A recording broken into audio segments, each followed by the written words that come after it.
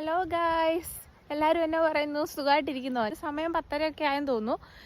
അപ്പോൾ ഞങ്ങൾ പാർക്കിലോട്ടൊന്ന് ഇറങ്ങിയതാണ്. പിള്ളേർ നമ്മളെ വീട്ടിൽ ഇരുത്തുന്നില്ല, ഇവർക്ക് പാർക്കിൽ പോകണമെന്ന് പറഞ്ഞുകൊണ്ട്. അപ്പോൾ ഇവിടെ വന്നു കഴിഞ്ഞപ്പോഴത്തേക്ക് എല്ലാവരും നാല് വഴിക്ക് പോയി കേട്ടോ. അപ്പം നമ്മൾ ഇന്നലെ പറഞ്ഞു നിർത്തിയതിൻ്റെ ബാക്കിയായിട്ടാണ് കേട്ടോ ഈ പാർക്കിലെ ബാക്കി കളികളും കാര്യങ്ങളും ഒക്കെ. അപ്പോൾ ഇതിന് മുമ്പത്തെ വ്ളോഗിൽ കുറച്ച് വിശേഷങ്ങളോടൊക്കെ ഉണ്ട്. കണ്ടിട്ടില്ലാത്തവരൊക്കെ ഒന്ന് കയറി നോക്കണം കേട്ടോ.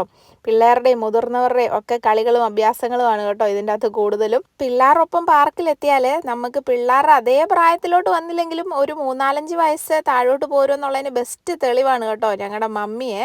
പിന്നെ ഇതിൻ്റെ ബാക്കിയായിട്ട് വന്ന കഴുത്തുവേനയുടെ കഥ ഞാൻ അടുത്ത വ്ളോഗിൽ നിങ്ങളോട് പറയാം കേട്ടോ. ആണോ? ഇന്ന് ഞങ്ങൾ പോവാ വീട്ടില്. വരുന്നോ ഞങ്ങളുടെ കൂടെ? അപ്പൊ ഞങ്ങളുടെ വാക്കിങ്ങും പിള്ളേരുടെ കളിയും എക്സസൈസും ഓപ്പൺ ജിമ്മും എല്ലാം കഴിഞ്ഞ് ഞങ്ങളിപ്പം ദേ വീട്ടിലോട്ട് പോകാൻ തുടങ്ങുകയാണ്. വീണ്ടും എല്ലാവരും ദേ ഇവിടെ കണ്ടുമുട്ടിയിട്ടുണ്ട് കേട്ടോ. നമ്മളിന്ന് ഇറങ്ങിയതേ നല്ലൊരു വെതറുള്ള ദിവസമായിരുന്നു. ചൂടും ഇല്ല, എന്നാൽ മഴയൊന്നും പെയ്യുന്നുമില്ല. നല്ല സൂപ്പറായിട്ട് പിള്ളേർക്കെല്ലാം കളിക്കാൻ പറ്റി. പാർക്കിലെത്തി കുറച്ചു നേരം കഴിഞ്ഞ് പിള്ളേർക്കും മുതിർന്നവർക്കും ഒക്കെ ദാഹിച്ചപ്പോഴാണ് വെള്ളത്തെപ്പറ്റി ചിന്തിക്കുന്നത് കേട്ടോ. പിന്നെ അധികം താമസിച്ചില്ല, നേരെ വീട്ടിലോട്ട് വിട്ടു. കാരണം പിള്ളേർ തന്നെ നമ്മളോട് പറഞ്ഞു ദാഹിക്കുന്നു, വീട്ടിൽ പോകാമെന്ന്. അങ്ങനെ നമ്മൾ വീട്ടിൽ ചെന്നപ്പോൾ നമ്മുടെ ഷെഫ് നല്ല അടിപൊളി ചില്ലി ചിക്കനും ഫ്രൈഡ് റൈസിനും വേണ്ട കാര്യങ്ങളൊക്കെ സെറ്റാക്കിക്കൊണ്ടിരിക്കുമായിരുന്നേ. ഞങ്ങൾ വെളിയിൽ റോഡിൽ വണ്ടി നിർത്തിയപ്പോഴേ നമുക്ക് മണം അടിക്കുന്നുണ്ടായിരുന്നു. ഇത്രയും തനതായിട്ടുള്ള കഴിവോടുകൂടി ഇങ്ങനെ ഫുഡ് ലൈവായിട്ട് ഉണ്ടാക്കി കണ്ട് അത് കഴിക്കുമ്പം ഒരു പ്രത്യേക ടേസ്റ്റ് തന്നെയാണ്. ഉണ്ടാക്കുന്നത് ഒരു ഷെഫും കൂടെ ആണെങ്കിൽ പിന്നെ ബാക്കിയൊന്നും പറയണ്ടല്ലോ. പിള്ളേർ കഴിച്ചു തുടങ്ങിയപ്പോഴേ 10/10 മാർക്ക് കൊടുത്തു ലിൻഡോ ചേട്ടന്.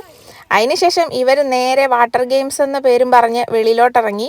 പാർക്കിൽ പോകുന്നതിന് മുമ്പേ ഈ സംഭവം എല്ലാം സെറ്റ് ചെയ്ത് വെച്ചിട്ടാണ് ഇവർ പോയത് കേട്ടോ. കുറച്ചുകൂടെ ഒക്കെ കഴിഞ്ഞ് ഇവരൊക്കെ അങ്ങ് വലുതായി പോകുമ്പോൾ ഒന്ന് തിരിഞ്ഞു നോക്കുമ്പോൾ പിന്നെ ഇവർക്ക് ഇതൊക്കെയല്ലേ ഓർമ്മകളായിട്ട് കാണൂ എന്നോർത്ത് ഞങ്ങളും അങ്ങ് കണ്ണടച്ചു കേട്ടോ.